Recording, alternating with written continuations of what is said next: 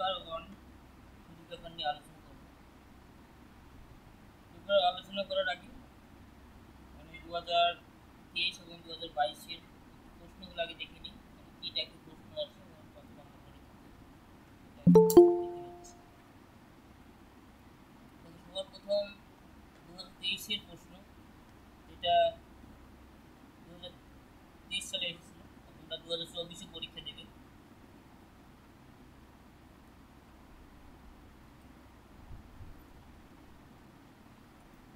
2023-এ paper 1 group এ,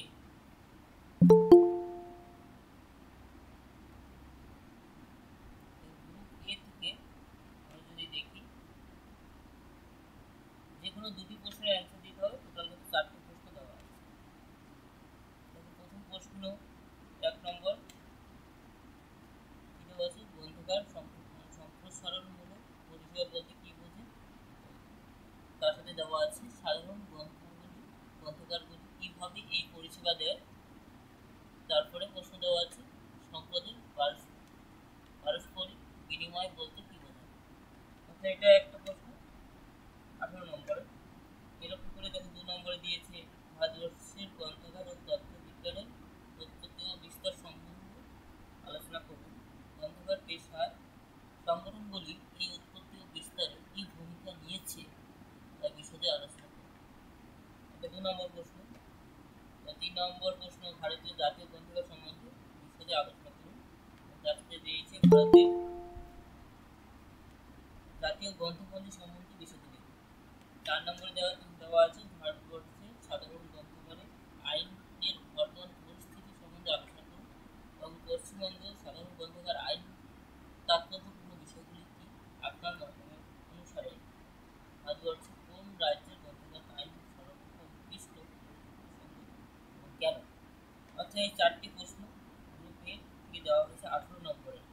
এই 4টি প্রশ্ন হচ্ছে যে কোনো দুটি প্রশ্নের অ্যান্সার দিতে হবে, ঠিক আছে। তাহলে আমরা যদি দেখি গ্রুপ বিতে দেখো এখানে যে কোনো 3টি প্রশ্নের অ্যান্সার দিতে হবে। এখানে দেখো টোটাল রয়েছে 1 2 3 4 5 6 6টা প্রশ্ন রয়েছে, তার মধ্যে যে কোনো 3টি প্রশ্নের অ্যান্সার দেখো। এখানে সবার প্রথম 5 নম্বরে যদি দেখি, 5 নম্বরে দেওয়া আছে একজন দক্ষ গ্রন্থাগারিকের কি কি গুণাবলী কাম্য, একজন গ্রন্থাগারিকের কি কি পেশাগত নীতি অনুসরণ করা উচিত।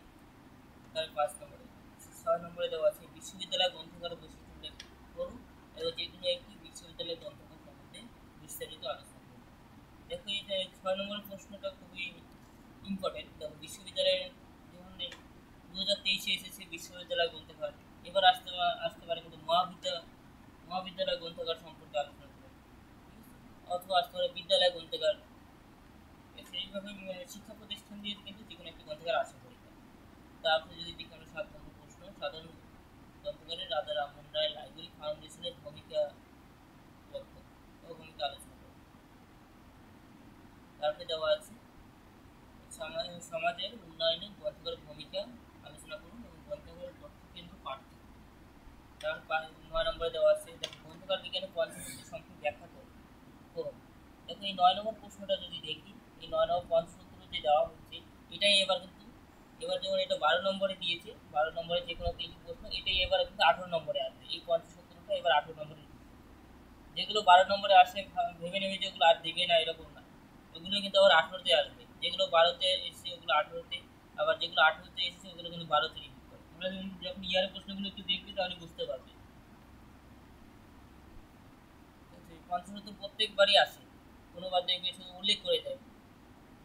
চতুর্থ সূত্রটি লেখো, আমি একটু পরই 5টি সূত্র সম্পর্কে আলোচনা করি। তারপরে ব্যবহারকারী বলতে কি বোঝায়, পাঠক ও ব্যবহারকারীর মধ্যে পার্থক্য দেখেন। 10 নম্বর দেওয়া আছে 10 নম্বরে ব্যবহারকারীদের শিক্ষা দেওয়ার বিভিন্ন মাধ্যম সম্বন্ধে আলোচনা। আচ্ছা এই হলো এখানে 6টা প্রশ্ন। 6টা প্রশ্ন ক্যারিয়ার মধ্যে যে কোনো 3টি প্রশ্নের অ্যান্সার দিতে হবে। 36 নম্বর, তাহলে আগে হলো 4, এখানে 36 নম্বর 18 আর এদিকে 12। তারপরে বলে দিচ্ছি যে গ্রুপ বিতে আমরা গ্রুপ বি হয়ে গেল, গ্রুপ এও হয়ে গেল, গ্রুপ সিতে 7 নম্বর করে প্রশ্ন, একটা প্রশ্নের মান যে কোনো 4টি প্রশ্নের অ্যান্সার দিতে হবে।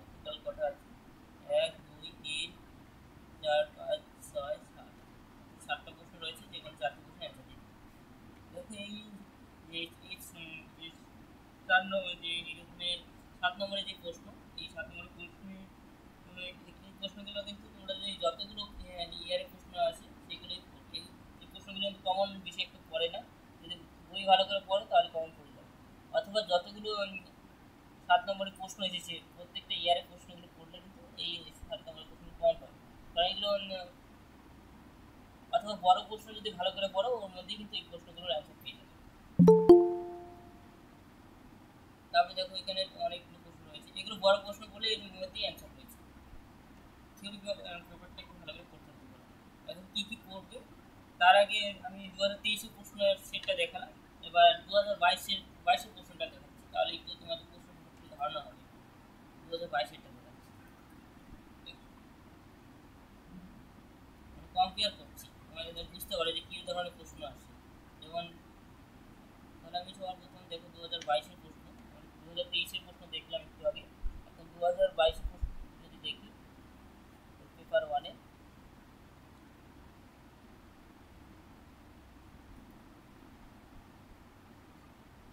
রেকর্ডিং ক্লাস হচ্ছে, রেকর্ডিংটা আপলোড করে দেবো, ঠিক আছে? ওটা দেখে নেবো। কিছুই না, শুধু প্রশ্ন সম্পর্কে আলোচনা করেছি 2023-এ, এখনো শুরু করিনি ক্লাস।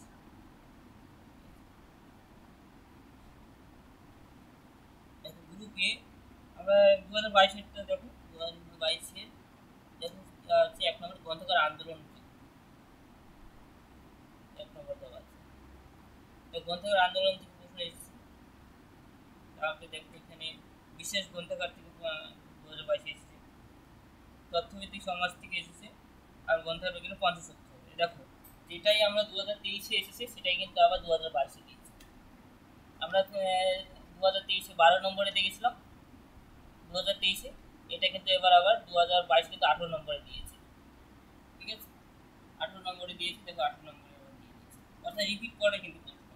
ভাববে না যে 2023-এ এসেছে সেটা আর পড়বো না, এটা নয়, ঠিক আছে? পড়তেই হবে, কারণ ওটাই আবার 12তে এসেছে মানে ওটা আবার 18-তে আসবে। গ্রন্থকার বিজ্ঞানে পঞ্চসূত্র লিখুন এবং প্রথম সূত্রটি কার্যকরী ব্যবহারের জন্য কোন উপাদানগুলির উপর নজর দিতে হবে সেগুলো আছে। তাহলে আমরা টোটাল 4টে প্রশ্ন মধ্যে যে কোনো 2টি প্রশ্নের অ্যান্সার দিতে হবে।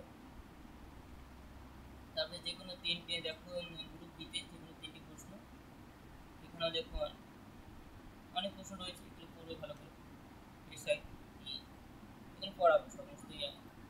যেমন নিসকেয়ার, NISCAIR, গ্রন্থকার সংখ্যাসমূলক পরিষেবা, জনতত্ত্ব পরিষেবা, এগুলো দিয়ে দেবো, যে কটা দেবো ওগুলো কিন্তু পেয়ে যাবো। এই হলো আমরা প্রশ্নের ধরনটা বুঝলাম। যে পেপার 1 দেখো লিখে দিয়েছি গ্রুপ, পেপার 1 সম্পর্কে আলোচনা করবো, থিওরি পেপার। তাহলে আমি এখন পেপার 1-এর একবারে থিওরি প্রথম দিকে চলে যাচ্ছি, মানে কী কী প্রশ্ন আসবে, কী কী করবো। সবার প্রথম প্রশ্ন আমরা করবো, খাতা বের করে প্রশ্নগুলো একটু লিখে নেবে, অথবা পয়েন্টগুলো লিখে নাও, মানে কী কী লিখবে।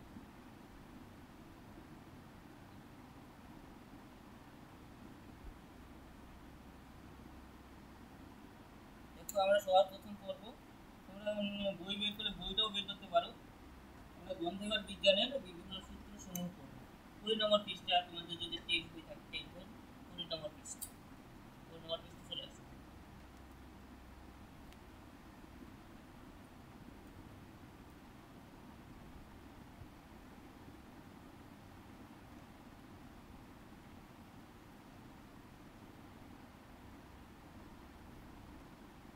দেখো যে কি বলা রয়েছে, গ্রন্থাগার প্রশ্ন কিন্তু অনেকভাবে রিপিট করে, আমি একটা স্যাম্পল তোমাদের সামনে তুলে ধরেছি, প্রশ্ন দেখতে পাচ্ছ?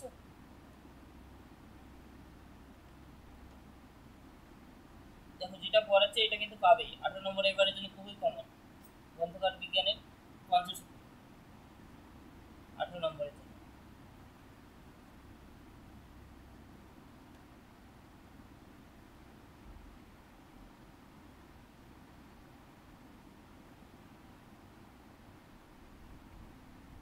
জন্য পড়বে।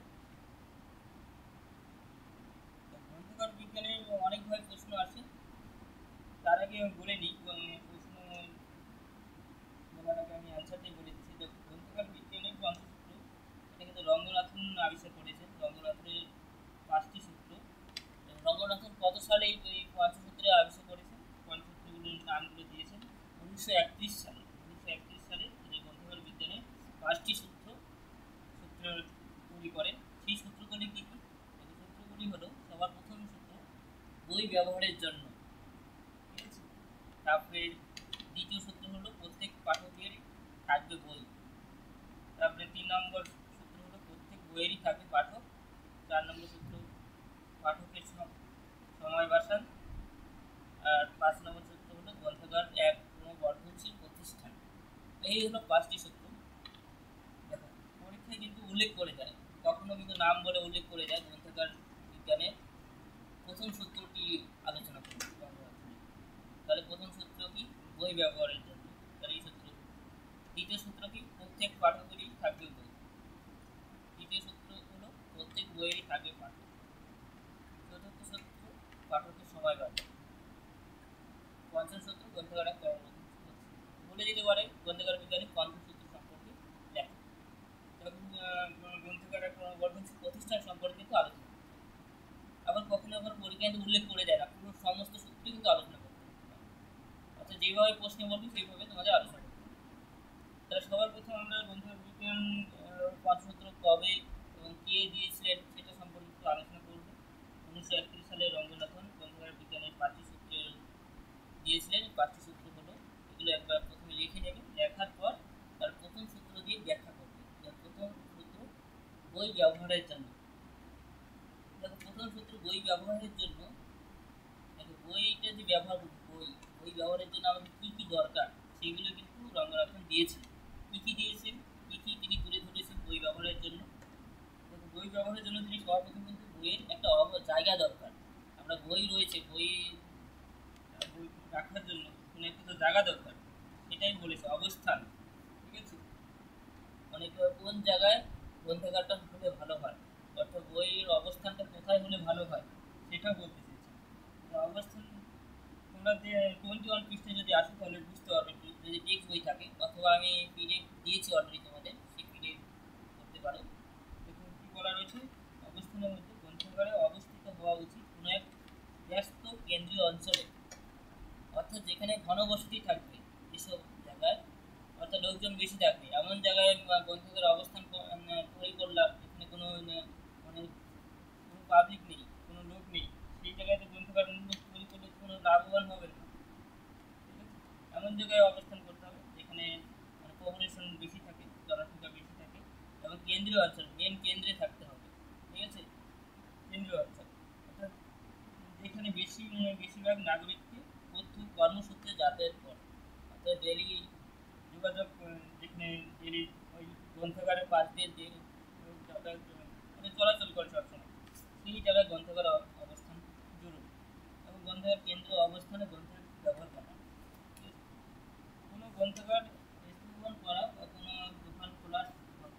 ঠিক আছে, মানে গ্রন্থাগার মানে দোকান যেভাবে আমরা চালু করি, দেখবে যে দোকান তো মানুষ বুদ্ধি করেই তৈরি করে যে কোন জায়গায় দোকান ভালো চলবে সেই জায়গায় দোকান তৈরি করে। সেম কিন্তু গ্রন্থাগারও সেম, কারণ এমন জায়গায় গ্রন্থাগার দরকার যেখানে পাঠকরা বই পড়তে পারে। এমন জায়গায় করলো যেখানে রাস্তাঘাট খারাপ, পাবলিকের মানে সেই গ্রন্থাগার যাওয়ারই মানে ইচ্ছা নেই, সেই জায়গায় গ্রন্থাগার করা কিন্তু ভালো না। তার কি বলা রয়েছে ওপেন ওপেন অ্যাক্সেস। ঠিক আছে, ওপেন অ্যাক্সেস হতে তার সব খোলা থাকতে হবে। ঠিক আছে, এমনভাবে পরিষ্কার রাখতে হবে যে উন্মুক্ত সবাই ব্যবহার করতে পারে এরকম। তাই কি বলা হচ্ছে ওপেন অ্যাক্সেস প্রণালীতে গ্রন্থ ব্যবহার বৃদ্ধি পায়। অর্থাৎ এই প্রণালীতে প্রত্যেক পাঠক তাকে তাকের কাছে গিয়ে নিজের পছন্দ মতো গ্রন্থ নির্বাচন করতে পারবে। অর্থাৎ আমাদের তাকের বিন্যাস করতে হবে এবং তাকের মধ্যে বইগুলো থাকতে হবে এবং সবাই যাতে বইগুলো নিজের পছন্দ মতো বই সেখান থেকে পেতে পারে, এমন বই মানে পাঠক মানে ফিরে যাতে না যায়। গ্রন্থাগারে আসলো এসে বই যদি না পায় তাহলে তো পাঠক সে পরের বার গ্রন্থাগারে আসবে না। এমন বই রাখা দরকার যাতে সব ধরনের বই যাতে সেখানে থাকে। ঠিক আছে, তাহলে কিন্তু পাঠক সেখানে মানে একদিন আসবে, পরের দিনও যাতে ইন্টারেস্ট জাগে, একদিন আসার পর যাতে দ্বিতীয় দিন যাতে আসার যাতে উৎসাহ বাড়ে, সেইভাবে কিন্তু ওপেন অ্যাক্সেস করতে হবে যাতে পাঠকের যাতে ইন্টারেস্ট যোগায় বই পড়ার ক্ষেত্রে। তো আপনি কি বলা হচ্ছে গ্রন্থাগারের কাজের সময়, গ্রন্থাগারের কাজের সময় কীরকম হওয়া দরকার সেটাও কিন্তু বলে দেওয়া হচ্ছে। দেখুন পরিষ্কারভাবে 3 নম্বর পয়েন্টে বলা রয়েছে, প্রথম সূত্র কী করেছে, প্রথম সূত্র দাবি করে যে গ্রন্থাগার ঠিক সেই সময় ধরেই খোলা রাখা উচিত, ঠিক সেই সময় ধরে খোলা রাখা উচিত যা ব্যবহারকারীদের পক্ষে সুবিধাজনক হয়। অর্থাৎ গ্রন্থাগার এমন সময় খোলা রাখা উচিত যে সময় ব্যবহারকারীর পক্ষে সুবিধাজনক হয়। অর্থাৎ ব্যবহারকারী এমন সময় খোলা রাখা দরকার, অর্থাৎ যেমন সাপোজ অনেকে দেখবে অফিসে কাজ কর্ম করে পরে গ্রন্থ মানে সন্ধ্যার সময়, সাপোজ সাপোজ বিকাল টাইম, বিকাল অর্থাৎ অফিসিয়াল টাইম বাদেও কিন্তু গ্রন্থাগার খোলা রাখা উচিত। ঠিক আছে, যেমন অফিসিয়াল টাইম আমরা কি করি 10টা থেকে 4টে, 4:30, তারপরে কিছু টাইম একটু গ্রন্থাগার খোলা রাখা উচিত। কারণ সেই সময় মানে পাবলিক এসে বই পড়তেই পারে। ঠিক আছে, কাজের সময় ছাড়াও মানে অফিসিয়াল সময় ছাড়াও সেই গ্রন্থাগারে যাতে পাঠকরা এসে পড়াশোনা করতে পারে, এই টাইমও খোলা রাখা উচিত। কি বলা আছে দেখুন, উদাহরণস্বরূপ জনগ্রন্থাগারে সন্ধ্যার সময় খোলা রাখা উচিত, যাতে বিভিন্ন পেশার মানুষ তাদের দৈনন্দিন কাজকর্ম শেষ করে সেটি ব্যবহার করতে পারে। গ্রন্থাগার দিনের দীর্ঘ সময় ডিউটি এবং কোনো ছুটি ছাড়া বছরে প্রতিদিনই খোলা রাখা উচিত। ঠিক আছে, কোনো ছুটি ছাড়া আমরা বছরে কিন্তু প্রতিদিনই খোলা রাখা উচিত এবং গ্রন্থাগারে কাজের সময় ব্যবহারকারীদের পক্ষে সুবিধাজনক হওয়া উচিত। এটা হলো গ্রন্থাগারের কাজের সময়। তারপরে কি বলা হয়েছে 4 নম্বর পয়েন্ট, গ্রন্থাগার ভবন ও আসবাবপত্র। দেখো এই পয়েন্টগুলো যে তৈরি করছি, হ্যাঁ সাধারণত কি বলে প্রশ্ন,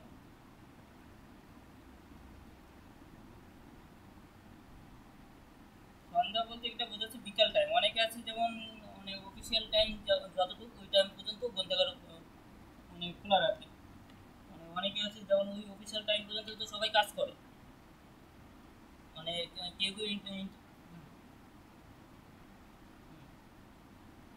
কিন্তু রঙ্গনাথনে দেওয়া এগুলো। ঠিক আছে, এটা এগুলো যিনি এগুলো সব পয়েন্ট কিন্তু রঙ্গনাথন দিয়েছে, রঙ্গনাথনের মতো হয়েছে। এখন কেউ সমস্ত নিয়ম তো ফলো হয় না গ্রন্থাগার, সাধারণত ওই অফিসিয়াল টাইম পর্যন্ত খোলা থাকে। কিছু কিছু গ্রন্থাগার দেখবে একটু খোলা থাকে, যেমন পাবলিক লাইব্রেরিতে যাবে, স্কুল লাইব্রেরি,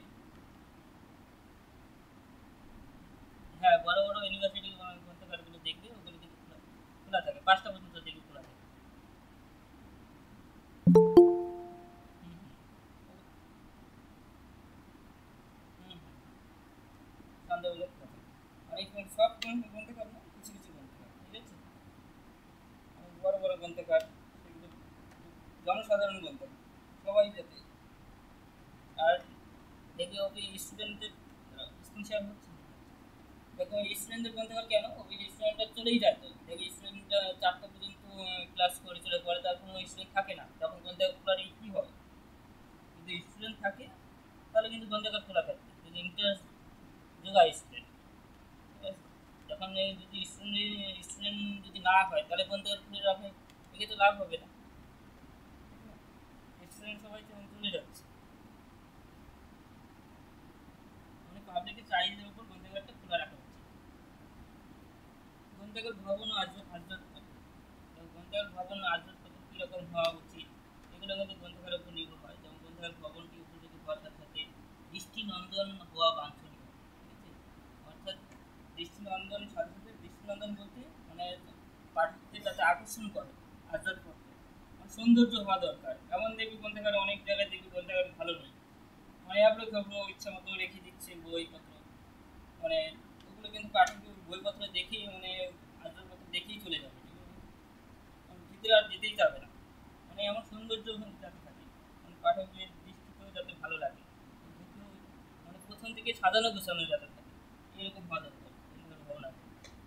তো গ্রন্থাগারের কর্মী, কর্মী কীরকম হওয়া দরকার সেটা বলেছে। তো গ্রন্থাগার ভবন যত আকর্ষণীয় হোক বা যত আরামদায়ক হোক, বা গ্রন্থাগার সংগ্রহ যত সমৃদ্ধ হোক, তারা কর্মীর সুশৃঙ্খল কাজের প্রতি নিবেদিত না হলে গ্রন্থাগার মানুষের প্রত্যাশা পূরণ করতে পারে না। অর্থাৎ গ্রন্থাগার কর্মীদের সবসময় পাঠকদের দিকে সহযোগিতার হাত বাড়িয়ে দেওয়া উচিত। ঠিক আছে, অর্থাৎ গ্রন্থাগারের কর্মীদের সবসময় পাঠকদের, অর্থাৎ যারা বই পড়বে তাদের সহযোগিতার হাত বাড়িয়ে দেওয়া উচিত এবং আবার কর্মীদেরও প্রাপ্য মর্যাদা দেওয়া উচিত। মজুর, বিনয়ী ব্যবহার, পাঠকদের সাহায্য করার ইচ্ছা ও পেশাদারি দক্ষতা, এগুলি হলো প্রথম সূত্র অনুযায়ী কর্মীদের আবশ্যিক যোগ্যতা। ঠিক আছে, তারপর নেক্সট 6 নম্বর পয়েন্ট, গ্রন্থাগার নির্বাচনের নীতি ব্যবহারকারীদের চাহিদা মেটায়। ঠিক আছে, দেখবে গ্রন্থাগারে বইপত্র এমন রাখা উচিত যেগুলো পাঠকের কাজে লাগে, এবং যেগুলো কাজে লাগে না সেই বইগুলো একটু অ্যাভয়েড করো। তারপর থাকবে কিন্তু মেন বইগুলো যাতে দরকার, যেগুলো পাঠকদের প্রতিদিন দরকার, সেই বইগুলো কিন্তু দরকার। এবং কাজের গ্রন্থ নির্বাচন নীতির উচিত প্রথম সূত্র প্রচার। দেখো প্রচার, গ্রন্থাগারের যে প্রচারটা ওইটা কিন্তু খুবই গুরুত্বপূর্ণ। ওরা প্রচার বলতে, আমি এমন এক জায়গায় গ্রন্থাগার তৈরি করলাম কেউই জানে না, তাহলে গ্রন্থাগার করে লাভ নেই। ঠিক আছে, গ্রন্থাগার এই জন্য প্রচার বাড়াতে হবে যে এখানে গ্রন্থাগার রয়েছে। সে যদি স্কুল কলেজ না, যেমন পাবলিক লাইব্রেরি রয়েছে, পাবলিক লাইব্রেরি রয়েছে, সেটা সেখানে মানে প্রচার বাড়াতে হবে যে এখানে পাবলিক লাইব্রেরি রয়েছে, ভালো ভালো বই রয়েছে, তোমরা আসতে পারো। এরকম করে প্রচার হতে হবে। অনেকভাবে প্রচার করা যায় না, কোনো সোশ্যাল মিডিয়া ইউজ করে, ঠিক আছে, কোনো বিজ্ঞাপন দিয়ে, মানে প্রচার বাড়াতে হবে যাতে পাঠকরা যাতে বই পড়ার জন্য উৎসাহ বাড়ে, সেখানে যাতে আসে এবং দেখে যায় কোনটা বিভিন্নভাবে। আর এই হলো পয়েন্টগুলো, এই পয়েন্টগুলো কিন্তু রঙ্গনাথনের দেওয়া দেখাচ্ছে। দেখো এই পয়েন্টটা তোমার বইতে পেয়ে যাবে, একদম খুবই সহজ ভাষায় দেওয়া আছে, কোনো কঠিন নয়। তোমরা পড়ে কিন্তু বানিয়েও লিখতে পারো, শুধু পয়েন্টগুলো ঠিক রাখবে, ভিতরে বানিয়ে লিখবে। এগুলো দেখো প্রচার কিন্তু নিজের মতো করে দিতে পারবে, এখানে যা আছে সেটাই লিখতে হবে এরকম না। দেখো এগুলো গ্রন্থাগার নির্বাচন নীতি, এগুলো নিয়ে একবার পরে বানিয়ে লিখতে পারবে। ঠিক আছে, শুধু পয়েন্টগুলো ঠিক রাখবে। এই 7টা পয়েন্ট এগুলো কিন্তু রঙ্গনাথনের দেওয়া বই ব্যবহারের জন্য। বই ব্যবহারের জন্য কী কী দরকার, অবস্থান দরকার, তার 2 নম্বরে ওপেন অ্যাক্সেস দরকার, গ্রন্থাগারের কাজের সময় ঠিক থাকবে, গ্রন্থাগার ভবন আর্থিক থাকতে হবে, গ্রন্থাগার কর্মী থাকতে হবে, নীতি প্রচার, এই সমস্ত হলো বই ব্যবহারের জন্য করতে হবে। এই হলো রঙ্গনাথের প্রথম সূত্র। ঠিক আছে, খুবই সহজ, শুধু পয়েন্টগুলো মুখস্থ করবে, মুখস্থ করার ভিতরে বানিয়ে লিখবে, একবার রিডিং করলে বানিয়ে লিখতে পারবে। দেখবে এটা কিন্তু আসবেই পরীক্ষা। এবার দ্বিতীয় সূত্র দেখো, প্রত্যেক পাঠকেরই থাকবে বই। ঠিক আছে, অর্থাৎ প্রত্যেক পাঠকেরই থাকবে বই। দেখো এখানে আমরা যদি দেখি, সবার প্রথম কি বলা রয়েছে দ্বিতীয় সূত্রে, সর্বপ্রথম রাষ্ট্রের দায়িত্ব। দেখো রাষ্ট্রের এখানে দায়িত্ব কিন্তু দায়িত্বকে 3 ভাগে ভাগ করা হয়েছে। একটা হলো আর্থিক সংস্থান, আইন প্রণয়ন এবং সমন্বয় সাধন। ঠিক আছে, রাষ্ট্রের দায়িত্ব আইন, আর্থিক সংস্থান। দেখো আর্থিক সংস্থান, দেখো গ্রন্থ তৈরি করার জন্য অর্থ দরকার, এটা কিন্তু তোমরা সকলেই জানো। আর বই কেনাকাটা, তারপরে আসবাবপত্র তৈরি করা এবং এই সমস্ত কিছু ব্যবস্থা করা। একটা ভালো গ্রন্থাগারের জন্য কিন্তু তো অর্থ দরকার, সেটা কিন্তু এখানে বলা রয়েছে আর্থিক সংস্থান।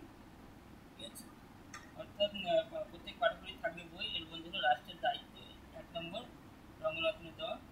এই রাষ্ট্রের দায়িত্বের মধ্যে 3টি ভাগে ভাগ করেছে আর্থিক সংস্থান। তারপর গ্রন্থাগার আইন, দেখো গ্রন্থাগার আইন কিন্তু খুবই গুরুত্বপূর্ণ। দেখো আইন না থাকলে কিন্তু, দেখো রুলস যত নিয়ম কানুন থাকবে তত কিন্তু গ্রন্থ ঠিক থাকবে। নিয়ম যদি না থাকে গ্রন্থাগারে কিন্তু ক্ষতি হতে, কেউ চাকরি থেকে বই চুরি করে নিয়ে যাবে, কেউ মানে মানে বিভিন্নভাবে বিভিন্ন গ্রন্থের ক্ষতি হতে পারে। আইন, যে গ্রন্থাগার, তারপরে দেখো 2 নম্বর পয়েন্ট যদি দেখি, আইনের পর আমরা সমন্বয় সাধন। সমন্বয় সাধন খুবই ইম্পর্টেন্ট, মানে প্রতিটি স্তরে স্তরে সমন্বয় সাধন জরুরি।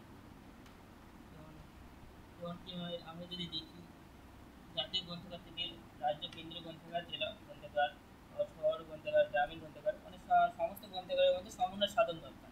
এটাই এখানে বোঝাতে গ্রন্থাগার। এই পয়েন্টগুলো দেওয়া আছে, এগুলো বইতে পেয়ে যাবে, বইতে পেয়ে যাবে 24 নম্বর পৃষ্ঠা। তারপরে আমরা যদি দেখি কর্মীদের দায়িত্ব, 2 নম্বর পয়েন্ট হলো গ্রন্থাগারের কর্তৃপক্ষের দায়িত্ব। গ্রন্থাগারের কর্তৃপক্ষের কি দায়িত্ব রয়েছে, গ্রন্থাগারের কর্তৃপক্ষের দায়িত্ব হচ্ছে গ্রন্থ নির্বাচন এবং কর্মী নির্বাচন।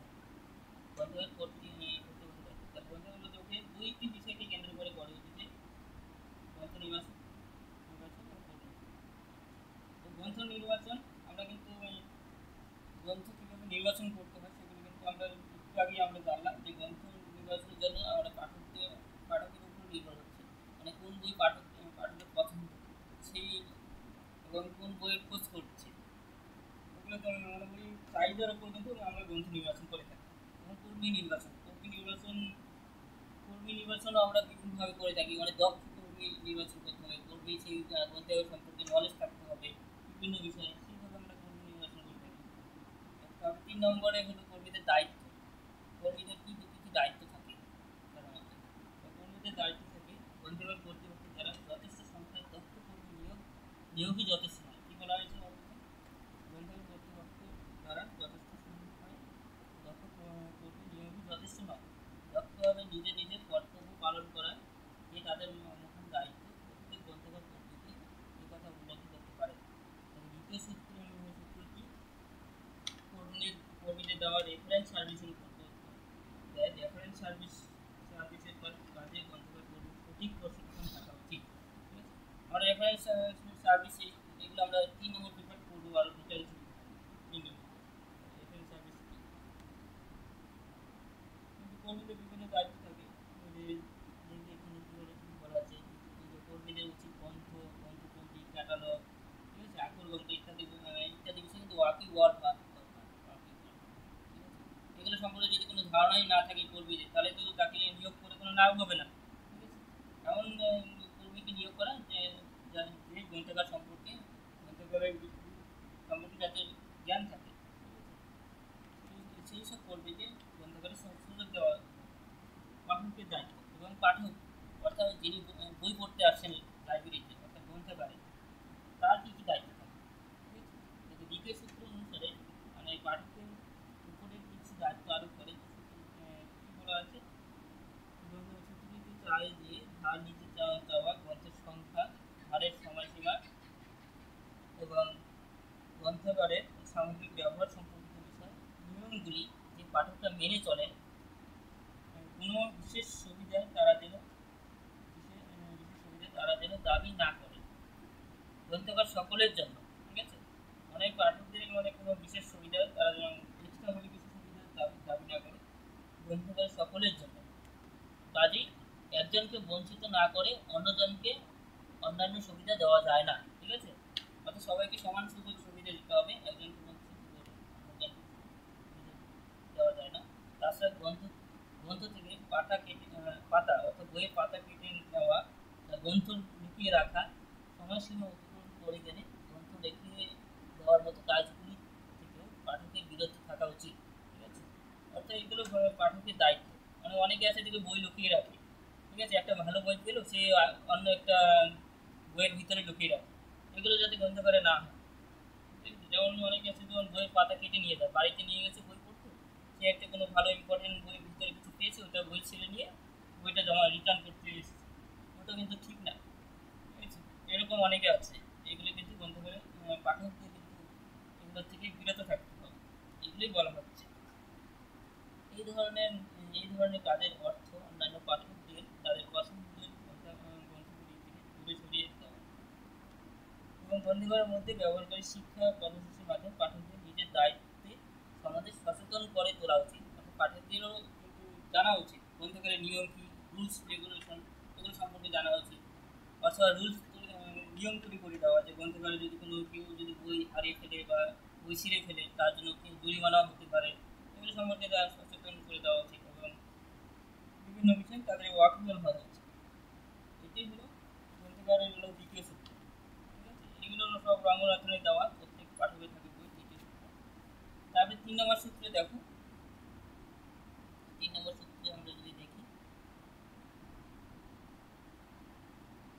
প্রত্যেক বইয়েরই থাকবে পাঠক। প্রত্যেক বইটি থাকবে পাঠক। দেখো ওপেন অ্যাক্সেস সিস্টেম, একটু আগে বললাম ওপেন অ্যাক্সেস সিস্টেম অর্থাৎ উন্মুক্ত থাকতে হবে, সবাই যাতে সমান অধিকার পায়, সবাই নিজের পছন্দ মতো বই খুঁজে পেতে পারে আলমারিতে, সেগুলো এখানে বোঝাতে ওপেন অ্যাক্সেস।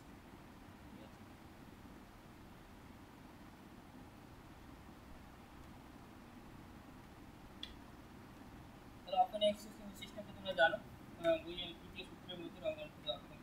তারপর তাকের বিন্যাস, তাকের অর্থাৎ আলমারির বিন্যাসটা আমরা কীভাবে করবো। তো এইটা এখানে কী বলেছে, তাকে গ্রন্থ বিন্যাসের বিভিন্ন ক্রম অনুসারে করা যেতে পারে, কিন্তু বিষয়ভিত্তিক বিন্যাসে গ্রন্থের নিজস্ব পাঠক পাবার সম্ভাবনা বৃদ্ধি পায়।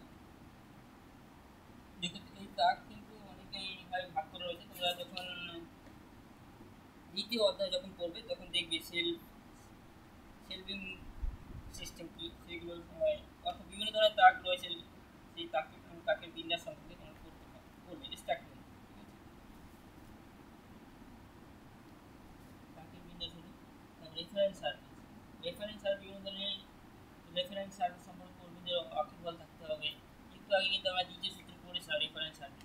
প্রচার দেখো, আমরা এই প্রচার কিন্তু আমরা প্রথম সূত্রে পড়েছিলাম, আমরা সেটাই তৃতীয় সূত্রেও দিয়েছি প্রচার। ঠিক আছে, এক্সটেনশন সার্ভিস দেওয়া আছে। গ্রন্থ নির্বাচন আমরা একটু আগে পড়েছিলাম, তাও আবার দিয়েছে। জনপ্রিয় বিভাগের ব্যবস্থা, অর্থাৎ তৃতীয় সূত্র কিন্তু এই পয়েন্টগুলো পাঠক। তারপর চতুর্থ সূত্রে চলে যাচ্ছি। তাকের বিন্যাস হয়ে গেল, প্রচার হয়ে গেল, গ্রন্থ নির্বাচন। চতুর্থ সূত্র পাঠকের সময় বাঁচা।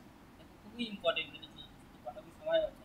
দেখো পাঠকের সময় বাঁচানোর এমন হলো যে তোমরা দেখবে পাঠক যদি ডেলি যদি গ্রন্থাগারে এসে বই খুঁজতে খুঁজতে যদি সময় চলে যায়, তাহলে কিন্তু পাঠকের কিন্তু কোনো বই পড়ার কিন্তু ইন্টারেস্ট থাকবে না।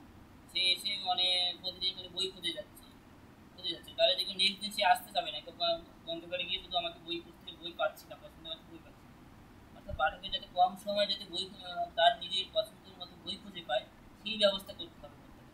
ঠিক আছে, এবং পাঠক যাতে মানে যেটা যেটা দরকার সেটা যাতে গ্রন্থাগার অনায়াসে যাতে খুঁজে পেতে পারে, এই ব্যবস্থা করতে হবে। সেই জন্য পাঠকের সময় বাঁচার জন্য কী কী ব্যবস্থা করা দরকার, সেটাই কিন্তু এখানে নিয়মে বলা রয়েছে অঙ্গন মাধ্যমে। ঠিক আছে, প্রথম নিয়ম হলো ওপেন অ্যাক্সেস। একটু আগে বলেছিলাম যে ওপেন অ্যাক্সেস খুবই ইম্পর্টেন্ট। ওপেন অ্যাক্সেস পাঠকের নিজস্ব সময় বাঁচানোর এক সন্তোষজনক উপায় হিসাবে প্রতিষ্ঠা পেয়েছে। এখানে গ্রন্থের জগতে হারিয়ে যেতে যেতে সময় কোথাও গিয়ে উড়ে গেল, পাঠক তা খেয়াল করেন না। ঠিক আছে, কিন্তু ধৈর্য ধরে কাউন্টারে অপেক্ষা করা তাদের কাছে যন্ত্রণাদায়ক। ঠিক আছে, অনেক জায়গায় দেখবে কাউন্টারে ধৈর্য ধরে অপেক্ষা করছে, অর্থাৎ সেটা কিন্তু অনেক তাড়াতাড়ি যাতে হয়ে যায়, যাতে কোথাও গ্রন্থাগারে যাতে পাঠক যাতে কম কম সময় সমস্ত কাজ তাড়াতাড়ি হয়ে যায়, সেটা করতে হবে। সময় অর্থ আর অর্থই সময়। ঠিক আছে, অর্থাৎ এই আপ্তবাক্যটি অনুসরণ করে এই কথা বলা যায় যে ওপেন অ্যাক্সেস সিস্টেমটি পাঠকের সময় বাঁচানোর কাজ করে থাকে। কিন্তু ওপেন অ্যাক্সেস বলতে আমাদের এমনভাবে বইগুলো সাজাতে হবে যাতে গ্রন্থাগারে, যেমন আমরা সাবজেক্ট ভিত্তিক করতে পারি। যেমন ক্লাসিফিকেশন আমরা যেমন ডিডিসি পড়েছিলাম, ডিডিসি দেখবে ম্যাথামেটিক্সের বই আমরা একটা আলমারিতে রাখবো, সেখানে আমরা সাবজেক্ট ওয়াইজ ভাগ করে রাখবো, যাতে বুঝতে পারে যে এই আলমারিতে শুধু ম্যাথের বই রয়েছে। তাহলে তার পাঠক সেই ম্যাথের আলমারিতে গিয়েই শুধু সেই বইগুলো খুঁজে পাবে অনায়াসে, পাঠক কিছু সময় লাগবে না, তাড়াতাড়ি খুঁজে পাবে। যদি সে সাপোজ মানে যে কোনো সাবজেক্ট হতে পারে, লাইফ সায়েন্স, ফিজিক্যাল সায়েন্স, মানে সেই আলমারি ওয়াইজ সেই সাবজেক্টের বইগুলো থাকবে। এটাই বলা হচ্ছে ওপেন অ্যাক্সেস। এবং তাকির বিন্যাস বাড়াতে হবে এবং শ্রেণী বিভাজন ক্যাটালগ প্রস্তুতি। শ্রেণী বিভাজন একটু আগে আমরা ওপেন অ্যাক্সেস করার পর তারপর শ্রেণী বিভাজন করতে হবে। শ্রেণী বিভাজন হচ্ছে বইগুলি বিভিন্ন সাবজেক্ট ওয়াইজ ক্লাসিফিকেশন করতে হবে, বিভিন্ন সাবজেক্ট ওয়াইজ বইগুলোকে ভাগ করতে হবে। ম্যাথামেটিক্স আমি ডিডিসি করার সময় আমি বলেছিলাম জেনারেল সাবজেক্ট বই রাখতে হবে। তারপর ফিলোসফি 100 ফিলোসফি আন্ডারের সমস্ত বই একটা আলমারিতে রাখতে হবে। প্রত্যেকটা কিন্তু শ্রেণী বিভাজন করার পর ক্যাটালগিং করতে হবে, কল নম্বর বানাতে হবে। ঠিক আছে, যেমন অ্যাক্সেশন নাম্বার দিতে হবে, এবং যাতে সার্চ করেই বইগুলো পাওয়া যায় যে এটা এই আলমারিতে আছে, এই ব্যবস্থাটা করতে হবে শ্রেণী ক্যাটালগিং ব্যবস্থা। ঠিক আছে, এগুলো তোমরা প্র্যাকটিক্যাল করেছো অলরেডি, তোমরা জানো কীভাবে ক্যাটালগিং করতে। Charging system. চার্জিং সিস্টেম বলতে যে আমরা কার্ডের সিস্টেম, যেমন লাইব্রেরি কার্ড, সেই ব্যবস্থাটা করতে হবে। Charging system, reference service, reference service সিস্টেমটা করতে হবে।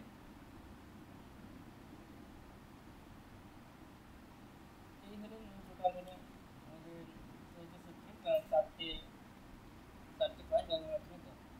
তারপরে আমরা যদি দেখি পঞ্চম সূত্র, গ্রন্থাগার ক্রমবর্ধনশীল বলছি, এই প্রশ্নটা কিন্তু বারবার আছে, গ্রন্থাগার ক্রমবর্ধনশীল প্রতিষ্ঠান ব্যাখ্যা করো। পঞ্চম সূত্রের কিন্তু গ্রন্থাগার দেখুন সবার পঞ্চম সূত্রের প্রথম পয়েন্ট হলো গ্রন্থ সংগ্রহ। গ্রন্থ সংগ্রহ এগুলো হ্যাঁ নোট দিয়ে দিয়েছি, আমি একটু বলে দিচ্ছি। 28 নম্বর পৃষ্ঠা নোটও দিয়েছি তোমাদের কাছে তো স্টাডি সেন্টার বই রয়েছে 28 নম্বর পৃষ্ঠায় আসো দেখো সেখানে কোশ্চেন দেওয়া আছে গ্রন্থ সংখ্যা।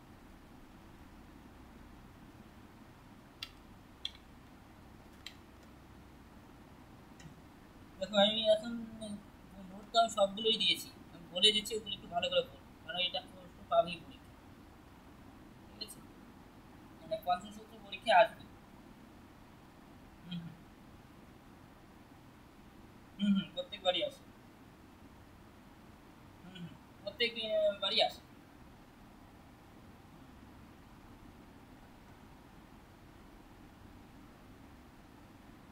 হ্যাঁ তোমার ইচ্ছা। সাজেশন এখনো দেইনি, এখন সাজেশন দিচ্ছি, মানে একটা একটা করে পড়াচ্ছি সাজেশন দিচ্ছি, ঠিক আছে? পেপার ওয়ানের একটা সাজেশন দিয়েছি, মানে এখন যেগুলো পড়াবো এগুলো সব সাজেশন, ঠিক আছে? যেগুলো পড়াচ্ছি পেপার ওয়ানে।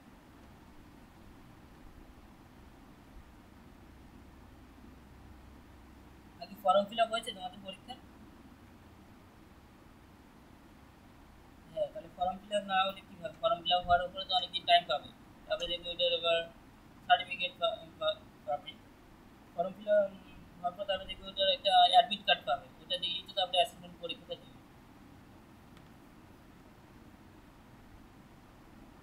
ওটা হওয়ার পরে তো আমি যা দেখে এসেছি এতদিন, আর তো 2 মাস পর পরীক্ষা হয় ফর্ম ফিল আপের, এক্সামের ফর্ম ফিল আপের।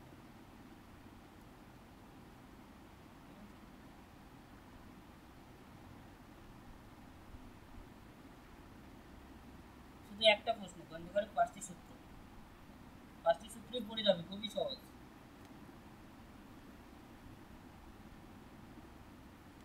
এটা আমাদের যখন পড়াবো আরেকটা তারপরে সেটা বলে দেবো, এটাই তো পড়াচ্ছে, ঠিক আছে? ঠিক আছে এটা শেষ করে নিই তারপরে দেখাচ্ছি। গ্রন্থাগারে ক্রমবর্ধমান প্রতিষ্ঠান। 1 নম্বরে গ্রন্থ সংগ্রহ। তো গ্রন্থ সংগ্রহ কীভাবে করতে হয়, তো গ্রন্থ সংগ্রহ কিন্তু বিভিন্নভাবে করা যায়, ঠিক আছে?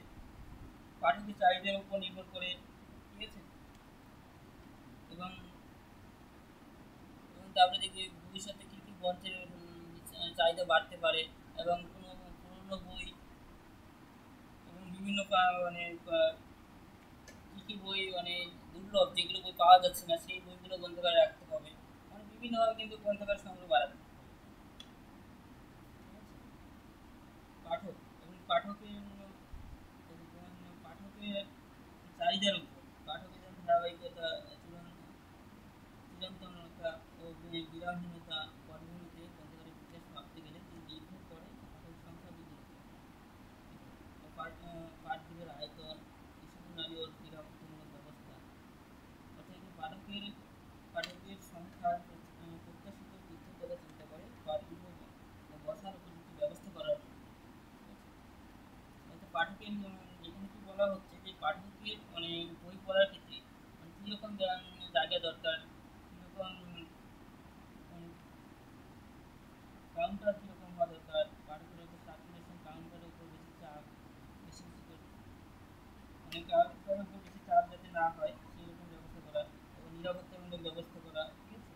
এবং যাতে গ্রন্থাগারে চুরি না হয় সেই দিকেও লক্ষ্য রাখা, অর্থাৎ সিকিউরিটি দরকার, এইগুলো কিন্তু দরকার হয়, ঠিক আছে?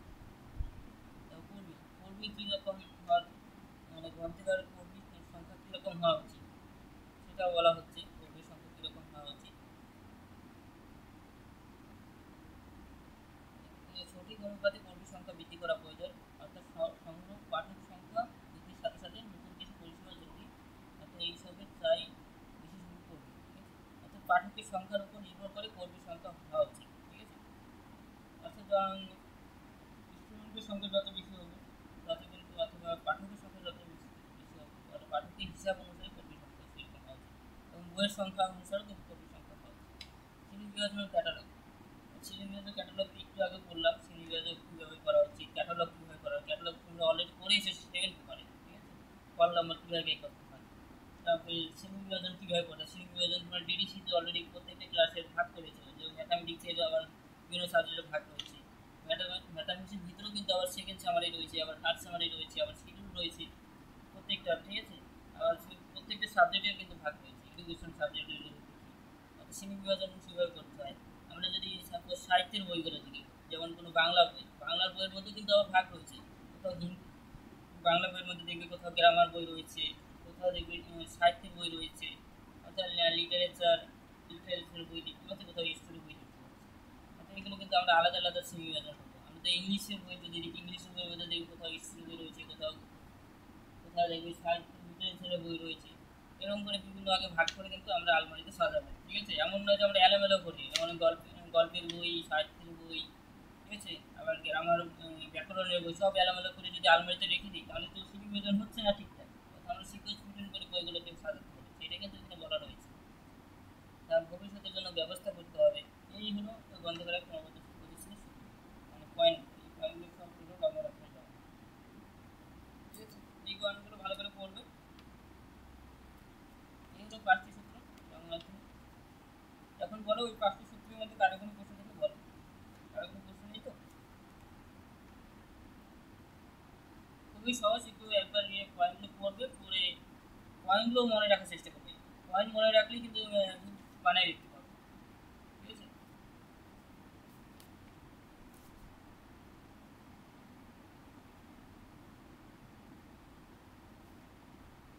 ওপেন বলতে উন্মুক্ত, উন্মুক্ত, ঠিক আছে। উন্মুক্ত অ্যাক্সেস মানে সবসময় উন্মুক্ত থাকতে, খোলা থাকতে হবে ওপেন অ্যাক্সেস।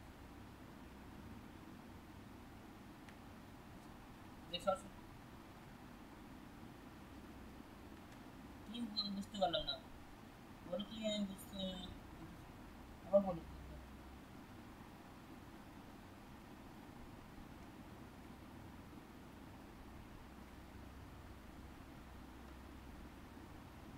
না, এটা কোনো কিছু হবে না, দিতে পারে উন্মুক্ত অবস্থা, ঠিক আছে। ওপেন অ্যাক্সেসই দিতে পারে।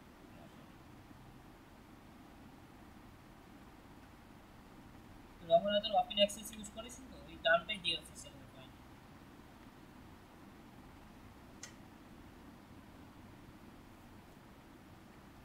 ভিতরে বানিয়ে দেখতে পারেন, ভিতরে কোনো নাম্বার থাকে না। হ্যাঁ হ্যাঁ, নম্বর কেন পাবে না, পয়েন্ট ঠিক রাখবে, ভিতরে বানিয়ে রাখবে, নম্বর ফুল মার্কস পাবে, ঠিক আছে। ফুল মার্কস বলতে ভালো পাবে, ফুল নম্বর এর জন্য কাটা যাবে।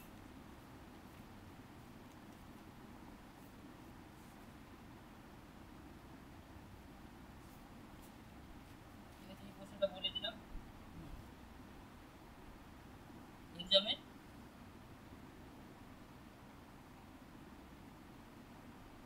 না, কিছু বলেনি। তারপরে আমি একাশ,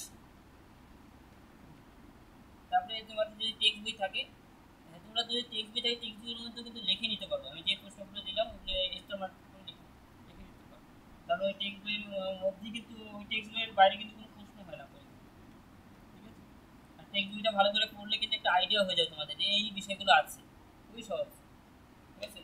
এই এই নোটগুলোই কিন্তু তোমাদের দেখে বিভিন্ন জায়গায় বিক্রি করে, এগুলো কি একটু করে মডিফাই করে তোমরা বিভিন্ন জায়গায় স্টাডি মেটেরিয়াল ফলো করবে, দেখে বইগুলো কপি করে কিন্তু তুলে ধরে ওই টাকা দিয়ে কিন্তু কিনে নেয় অনেকে। তো ওই টেক্সট বইয়ের কিছু এগুলোই কিন্তু কপি করা, ঠিক আছে। ওগুলো তোমরা টেক্সট বইটা যদি ভালো করে দেখো বুঝতে পারবে যে কোথায় কী আছে। তারপরে তারপরে তো তোমরা 81 নম্বর পৃষ্ঠে আসো।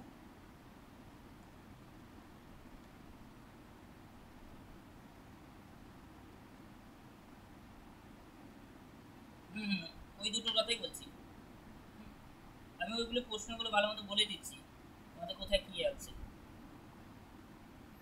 তোমাদের মানে কোনো নোট কিনতে হবে না কোথাও, আমি কিছু নোট বানিয়েও দিব, কোনো অসুবিধা নেই, যেগুলো পাবে।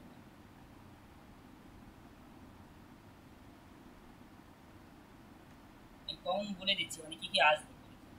যেমন এটা হলো একটা বলে দিলাম, পরে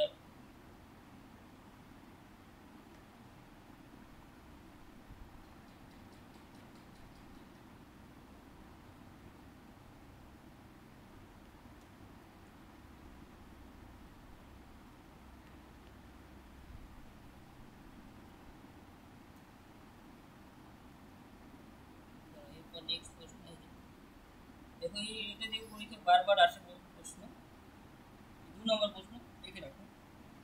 দেখো এখানে কি বলা রয়েছে, শিক্ষা প্রতিষ্ঠানে শিক্ষাগত বৃদ্ধি শিক্ষাগত বৃত্তিমানের উন্নতি গ্রন্থাগারের ভূমিকা আলোচনা করো। ঠিক আছে, খুবই ইম্পর্টেন্ট। দেখো আগের বার কিন্তু 12 নম্বরে এসেছে, এবারে 8 নম্বর দিতেই পারে। শিক্ষা প্রতিষ্ঠান অর্থাৎ একাডেমি কি বলছে, শিক্ষা আয়তনে আগের বার কি বিশ্ববিদ্যালয় গ্রন্থাগার সম্পর্কে দিয়েছিল, এবার কিন্তু পুরোটা কিন্তু একসাথে দিয়ে দিতে পারে 8 নম্বর। ঠিক আছে, একাডেমিক লাইব্রেরি সম্পর্কে লিখে নাও। দেখো এই একাডেমিক লাইব্রেরি বলতে আমরা সাধারণত 3 ধরনের লাইব্রেরি বুঝি। একটা হলো বিদ্যালয় গ্রন্থাগার, 2 নম্বর হলো মহাবিদ্যালয়ের গ্রন্থাগার বা কলেজ গ্রন্থাগার, 3 নম্বর হলো বিশ্ববিদ্যালয় গ্রন্থাগার। এই 3টি গ্রন্থাগার সম্পর্কে আলোচনা করতে হবে। বিদ্যালয় গ্রন্থাগার তোমরা জানো, বিদ্যালয় গ্রন্থাগার কি কি আছে, মহাবিদ্যালয় গ্রন্থাগারে কি কি আছে তোমরা নিজেরাই জানো। অলরেডি তোমরা স্কুল, কলেজ এবং বিশ্ববিদ্যালয় যদি কমপ্লিট করে থাকো তাহলে বিশ্ববিদ্যালয়টাও জানবে, বিশ্ববিদ্যালয়ে কী ধরনের বইপত্র আছে। বিশ্ববিদ্যালয়ের নিচে আরও বেশি থাকবে, কলেজ গ্রন্থাগার বিশ্ববিদ্যালয়ে বেশি বইপত্র থাকবে, বিদ্যালয় গ্রন্থাগার থেকে কলেজে আরও বেশি থাকবে। গ্রন্থাগার আমরা যদি বিদ্যালয় গ্রন্থাগার যদি দেখি, বিদ্যালয় গ্রন্থাগার তিনটি মেন রয়েছে, বিষয় রয়েছে, একটা উদ্দেশ্য, একটা শব্দ, একটা কাজ। এই বিদ্যালয় গ্রন্থাগার আমরা উদ্দেশ্য করব এবং তার সঙ্গে মানে সংগ্রহপথে কী কী রয়েছে, মানে বিদ্যালয় গ্রন্থাগারে কী কী থাকে সাধারণত, আর বিদ্যালয় গ্রন্থাগার কী কী কাজ করে, গ্রন্থাগারগুলো কী কী কাজ করে থাকে সেইগুলো আমরা জানি। আর মহাবিদ্যালয় গ্রন্থাগারে কী কী উদ্দেশ্য আছে এবং কী কী সংগ্রহে থাকে মহাবিদ্যালয়, এবং মহাবিদ্যালয় গ্রন্থাগারে কী কী মহাবিদ্যালয় গ্রন্থাগার কী কী কাজ করে থাকে সেগুলো করতে হবে। নিচে বিদ্যালয় থেকে কলেজ গ্রন্থাগারে বেশি কাজ করবে, বেশি বই থাকবে, ঠিক আছে, বেশি তারা উদ্দেশ্য বেশি উদ্দেশ্য থাকবে।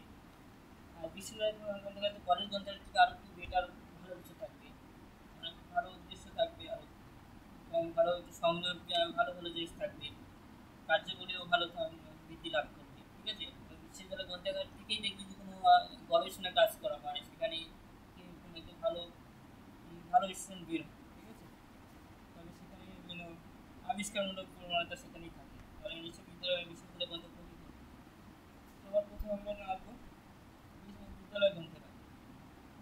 বিদ্যালয় গ্রন্থাগারে দেখো উদ্দেশ্য, দেখো তোমরা 82 পৃষ্ঠে আসো, যদি তোমাদের স্কুল সেন্টারের বই থাকে 82 পৃষ্ঠা, আমি এখানেও দেখাচ্ছি কোথায় আছে বিদ্যালয় গ্রন্থাগার। বিদ্যালয় গ্রন্থাগারের উদ্দেশ্য কী রয়েছে, সবার প্রথমে বলা রয়েছে যে বিদ্যালয় প্রাথমিক বিদ্যালয় গ্রন্থাগারের লক্ষ্য হলো বইয়ের প্রতি ভালোবাসা গড়ে তোলা, ঠিক আছে, এবং বই পড়ার আগ্রহটা সৃষ্টি করা, এটাই হলো বিদ্যালয় গ্রন্থাগারের কাজ, এবং ধীরে ধীরে বই পড়ার অভ্যাস গড়ে তোলা। ঠিক আছে, অর্থাৎ তারা দেখবে বিদ্যালয় গ্রন্থাগারে কিন্তু সবার কিন্তু ওরা কিন্তু গ্রন্থ বই লাইব্রেরি বলে কি এই বিষয়টাই কিন্তু জানে না। তোমরা দেখবে বিদ্যালয় গ্রন্থাগারে লাইব্রেরির বিষয়টা কি, অর্থাৎ গ্রন্থাগার যে আছে মানে স্কুলে সেই বিষয়টাই কিন্তু জানে না। তাহলে কী করতে হবে, তাদেরকে গ্রন্থাগারে নিয়ে আসতে হবে, তাদের বইয়ের প্রতি ভালোবাসা গড়ে তুলতে হবে এবং বই পড়ার আগ্রহটা সৃষ্টি করতে হবে, ধীরে ধীরে তাদের বই পড়ার একটু অভ্যাস আস্তে আস্তে গড়ে তুলতে হবে। সেটা হলো জরুরি। এবং মাধ্যমিক উচ্চ মাধ্যমিক বিদ্যালয়ে গ্রন্থাগারের ছাত্রদের শিক্ষালাভ শিক্ষকরা শিক্ষাদান করার মতো সব উপাদানের যোগান দিয়ে নিজস্ব বৈশিষ্ট্য বজায় রাখে। আরও বিভিন্ন ধরনের উদ্দেশ্য রয়েছে, কী কী পড়ে নেবে, সাধারণত এগুলো সাধারণ বিষয়। তার সঙ্গে কী কী সংগ্রহ থাকে, বিভিন্ন ধরনের বই থাকবে, তাদের যে নিজের পাঠ্য বই তো থাকবেই, তাদের যেটা পড়ানো হয় মানে বিদ্যালয়ে সেই বইতে থাকবে, তার সাথে সাথে কিন্তু বিভিন্ন ধরনের গল্পের বই থাকবে। ঠিক আছে, যেমন তোমরা দেখবে যে বিভিন্ন স্কুলে যদি দিয়ে থাকো দেখবে বিভিন্ন ধরনের গল্পের বই আছে, ভালো ভালো মানে ক্লাস লেভেল ওয়াইজ কিন্তু গল্প বই থাকে, সেগুলো বিদ্যালয়ে গ্রন্থাগারে রাখতে হবে। কার্যাবলী, তারা কী কী কাজ করে থাকে, বিদ্যালয় গ্রন্থাগারে কিছু ইতিবাচক কাজ আছে, যে বিদ্যালয় শ্রেণীকক্ষে যে বিষয়ে পড়ানো হয় সেই বিষয়ে পরিপুষ্টি এবং সমিতির জন্য উপযুক্ত সামগ্রী যোগান দেওয়া উচিত, পাঠ্য বিষয় সম্বন্ধে পরামর্শ আগ্রহ সঞ্চার করার জন্য সব ধরনের সামগ্রী যোগান করা, নতুন আগ্রহ সৃষ্টি করা। ঠিক আছে, যেটাই উদ্দেশ্য ছিল সেটাই আবার কিন্তু কার্যাবলীর মধ্যে তুলে ধরা হয়েছে। এবং তাদের কী কী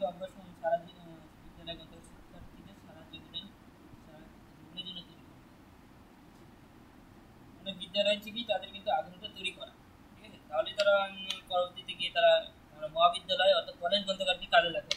কিন্তু বিদ্যালয় গ্রন্থাগারই তারা যদি ভালো মতো ইউজ না করে, তাহলে কিন্তু তারা কলেজ গ্রন্থাগারকেও কিন্তু তারা আস্তে আস্তে অ্যাভয়েড করে। বিদ্যালয় গ্রন্থাগার যদি ভালো মানে তাদের আগ্রহটা সৃষ্টি হয়, তাহলে তারা ভবিষ্যতে কিন্তু বইয়ের পড়ার একটা আগ্রহ জন্মাবে। সেটাই হলো গ্রন্থাগারের কাজ, বিদ্যালয় গ্রন্থাগার। তবে মহাবিদ্যালয় গ্রন্থাগারে কি এরকম কিছু উদ্দেশ্য রয়েছে। মহাবিদ্যালয় গ্রন্থাগারে যদি দেখি, মহাবিদ্যালয় গ্রন্থাগারে যুব ছাত্রদের বিভিন্ন বিষয়ে বিষয় ভালোভাবে বুঝতে, উচ্চশিক্ষার জন্য প্রস্তুত হতে এবং ভবিষ্যতে জীবনে অধিকতর দায়িত্ব গ্রহণ করতে সাহায্য করে, ঠিক আছে? অর্থাৎ বিভিন্ন বিষয় ভালোভাবে বুঝতে, উচ্চশিক্ষার প্রস্তুতি হতে। উচ্চশিক্ষা বলতে আমরা যেমন ইউনিভার্সিটিতে যখন যাবে সেই শিক্ষায় প্রস্তুত হতে, যেমন মহাবিদ্যালয়ে তো বেশি একটা বই থাকে না, যখন ইউনিভার্সিটিতে যাবে তো আরও বড় ধরনের সেখানে বেশি আরও ব্যাখ্যা পাবে সেই বইগুলোতে। কিন্তু মানে কলেজ গ্রন্থাগারটা অনেক কিছুটা মানে উচ্চশিক্ষার দিকে প্রস্তুত হতে সাহায্য করে মহাবিদ্যালয় গ্রন্থাগার, এবং ভবিষ্যৎ জীবনে অধিকতর দায়িত্ব গ্রহণ করতে সাহায্য করে। এবং বিভিন্ন ধরনের কি পুঁথিদের ক্যাটালগ, গ্রন্থবন্দী, সূচক, বই, অন্যান্য বস্তুর অবস্থা সম্পর্কে জানা ছাত্ররা বিশ্ববিদ্যালয় গ্রন্থাগারে আত্মবিশ্বাসের সঙ্গে প্রবেশ করতে পারে। আর সংগ্রহ, কী কী সংগ্রহে থাকবে? দেখো যে যেগুলো আছে মানে তাদের পাঠ্য বই আছে সেগুলো তো থাকবেই সাধারণত প্রত্যেকটা গ্রন্থাগারে। দেখবে তোমরা যদি কলেজ গ্রন্থাগারে গিয়ে থাকো, দেখবে নিজেদের বই তো আছে, তার সাথে সাথে বিভিন্ন ধরনের আলাদা রকম পাঠ্যপুস্তক মানে আরও অন্যান্য রেফারেন্স বই থাকবে, বিভিন্ন ধরনের চার্ট, মডেল, ঠিক আছে? সমস্ত বিষয় কিন্তু থাকবে। এবং তার সাথে কম্পিউটার থাকবে, বিভিন্ন ধরনের যন্ত্র থাকবে, ঠিক আছে? এই সমস্ত কিছু কলেজ রাখা দরকার। তারপরে কী কী কাজ করে থাকে সেগুলো কার্যাবলী রয়েছে সেগুলো করবে, ঠিক আছে? বিশ্ববিদ্যালয় গ্রন্থাগারের আমরা যদি দেখি, বিশ্ববিদ্যালয় গ্রন্থাগারের কিন্তু সব থেকে বেশি উদ্দেশ্য থাকে। যেমন এখানে যেমন অনেকগুলো ভাগ করে দেওয়া হয়েছে, যেমন জ্ঞান ভাবনার সংরক্ষণ। আমাদের যদি মহাবিদ্যালয় হয়ে গেল, এরপর আসি বিশ্ববিদ্যালয় গ্রন্থাগার। বিশ্ববিদ্যালয় গ্রন্থাগারে দেওয়া আছে জ্ঞান ভাবনার সংরক্ষণ, শিক্ষাদান, গবেষণা, প্রকাশনা, পরিবর্ধন, পরিষেবা ও ব্যাখ্যা করা, এইগুলো উদ্দেশ্য। অর্থাৎ জ্ঞান ভাবনার সংরক্ষণ,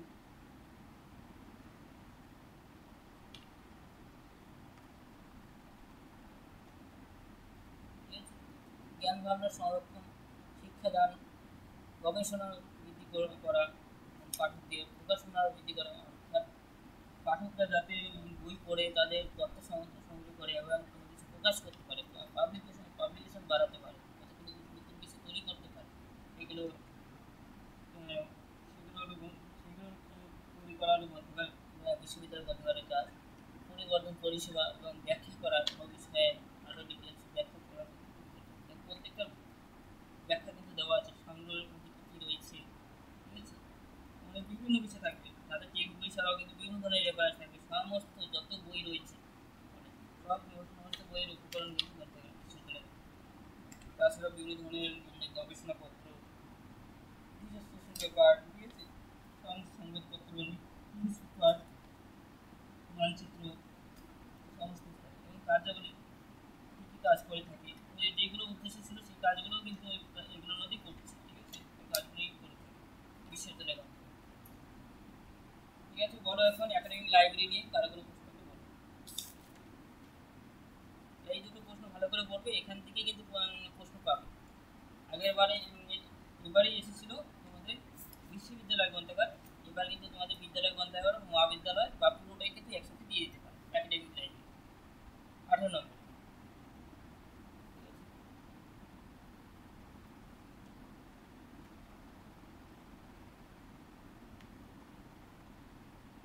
বিশেষ গ্রন্থাগার।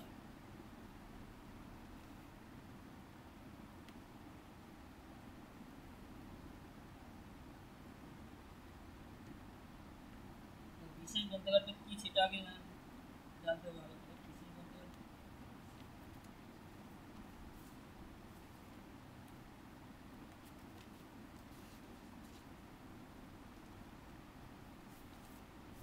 দেখো, শিক্ষা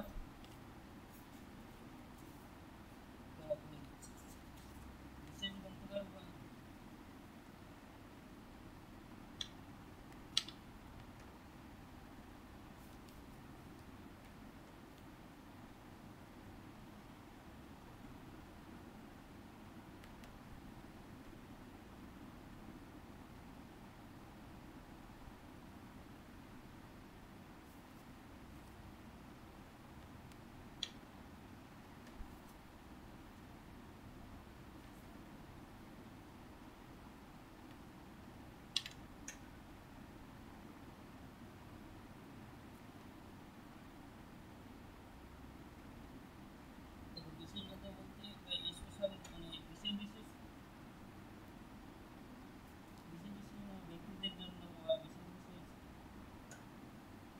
বিষয়ের জন্য যে গ্রন্থাগার থাকে, যেমন আমরা ধরি কী কী বিষয়ের জন্য, যেমন বিজ্ঞান বিষয়ক গ্রন্থাগার, ঠিক আছে, যেমন স্বাস্থ্য বিষয়ক গ্রন্থাগার, কৃষি গ্রন্থাগার, ঠিক আছে, এগুলো কিন্তু সবাই ইউজ করে না। কৃষি গ্রন্থাগার, কৃষি যারা কৃষি নিয়ে পড়াশোনা করে তারা একটু সেই গ্রন্থাগারটা ইউজ করে। স্বাস্থ্য বিষয়ক গ্রন্থাগার, চিকিৎসকদের যে গ্রন্থাগার, ঠিক আছে, অর্থাৎ বিশেষ ব্যক্তিদের জন্য যে গ্রন্থাগার। এখানে যেমন মানে কোনো যে কোনো পাঠক গিয়ে কিন্তু সেখানে যাবে না। আর আমরা যদি পাবলিক লাইব্রেরি যদি দেখি, ওগুলো সবাই সবাই যেতে পারে, কোনো চিকিৎসকও যেতে পারে সেই গ্রন্থাগারে, গ্রন্থাগারে কোনো কৃষিবিদরাও যেতে পারে, সবাই যেতে পারে। কিন্তু আমরা যদি কৃষি গ্রন্থাগারে যদি দেখি, সেখানে কিন্তু কৃষি মানে কৃষি বিজ্ঞানীরাই যেতে পারে। আর চিকিৎসক আমরা যদি চিকিৎসক গ্রন্থাগার বা চিকিৎসা বিজ্ঞান ভিত্তিক গ্রন্থাগার যদি দেখি, স্বাস্থ্য বিষয়ক যদি গ্রন্থাগার দেখি, সেখানে স্বাস্থ্যে যারা চিকিৎসকরা অর্থাৎ ডাক্তার বা কোনো নার্স, তারা সেই গ্রন্থাগার ইউজ করবে। অর্থাৎ বিশেষ বিশেষ ধরনের গ্রন্থাগার, অর্থাৎ এসেন্সিয়াল কিছু গ্রন্থাগার করা হয়েছে, সেগুলো কিন্তু আমরা একাডেমিক লাইব্রেরির মধ্যে পড়ে। একাডেমিক লাইব্রেরির মধ্যে মানে যাতে ছাত্ররাই তো একাডেমিক লাইব্রেরিটাকে ইউজ করবে। ওই গ্রন্থাগারের তিনটি, যেমন একটা কলেজ, স্কুল আর একটা বিশ্ববিদ্যালয়, এই তিনটে কিন্তু আলাদা করে এটা করবে, এটা আছে, এটা তোমাদের বড় ধরনের প্রশ্ন আসে। আজকে এই দুটো প্রশ্নই থাক, যেহেতু এই পর্যন্ত, আবার কালকে আছে পড়ানো, ঠিক আছে। কারো কোনো প্রশ্ন থাকলে বলো, আজকে যে দুটো প্রশ্ন হবে।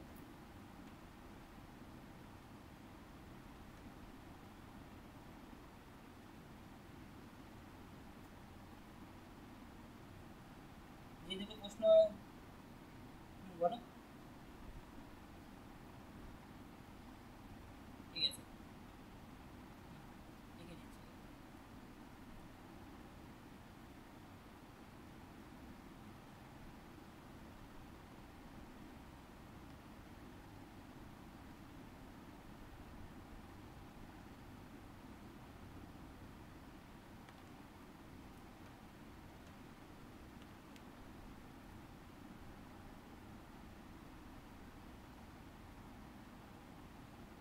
কত নম্বরে বলো তো? 18 নম্বর, একটু সময় লাগবে না?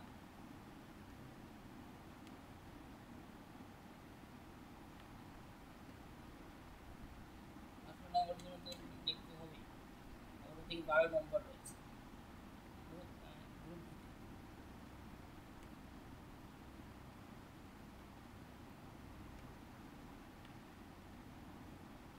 ঠিক আছে, আমি প্রশ্নগুলো আগে এখন বলে দিচ্ছি, পরে আমি শিখে সুন্দরগুলো বলে দেবো, কিন্তু পরে আমি আগে সমস্ত সাজেশন এখন একটা একটা করে বলে দিচ্ছি পেপার আছে, যেমন যেগুলো পড়াবো সেগুলোই আছে, ঠিক আছে।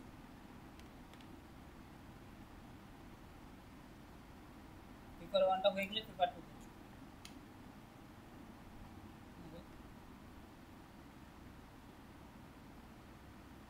2 মাস বা 1 মাস, যেহেতু 2 মাস না, এখন ইউনিভার্সিটির উপর নির্ভর, ইউনিভার্সিটি যেহেতু এবার বেশি সময় নিয়ে নিয়েছে।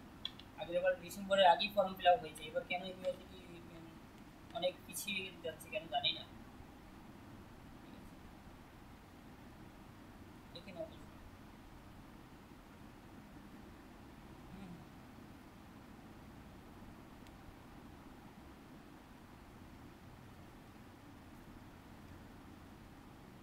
ঠিক আছে, প্রশ্নটা দেখে নাও। এই প্রশ্ন হলো, অর্থাৎ দুটো প্রশ্ন দিলাম, ঠিক আছে।